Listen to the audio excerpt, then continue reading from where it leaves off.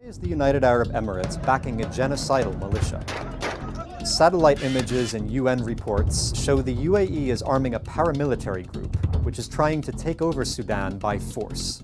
The country's civil war has displaced 12 million people and left 25 million facing acute hunger. The UAE rejects these accusations, but evidence of its role backing the rapid support forces is overwhelming. So why is it involved? One argument is that the UAE wants Sudan's gold. There are multiple gold mines in Sudan, including here, here, and here. And gold is important to the Emirates. The country has become a gold refining hub, and gold is now its most valuable non-hydrocarbon export. But here's the thing, the UAE already imports almost all of Sudan's gold. What's more, the Emirates has a $500 billion economy, so importing slightly more gold doesn't make much of a difference. Another argument is agriculture. Sudan has more land that could be used for farming than any other African country. That interests the UAE, which is highly dependent on imports. As a desert country, 90% of its food comes from abroad.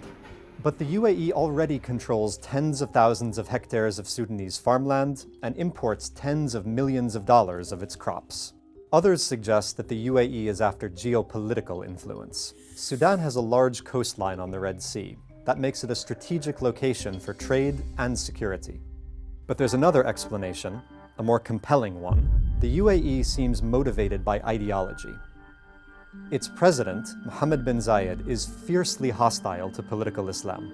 In Sudan, Islamist officers wield power within the army. That seems to be why the UAE is backing a militia that's fighting against the army. It follows a pattern of the Emirates trying to carve out its own sphere of influence, distinct from regional rivals like Saudi Arabia, Qatar, and Turkey. A few years ago, it supported a warlord who unsuccessfully tried to overthrow the government of Libya.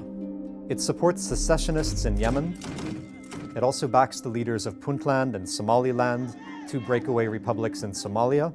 And the UAE is skeptical of the Islamist-led government that has emerged in Syria. But nowhere has its foreign policy had more devastating consequences than in Sudan, where the government accused the UAE of complicity in genocide. The UAE's policy has managed to anger America, China, and Russia, no small feat in 2025. Even though the RSF has lost some ground, there are no signs that Emirati support for the militia is waning. That means its role fueling the world's worst humanitarian crisis looks likely to continue.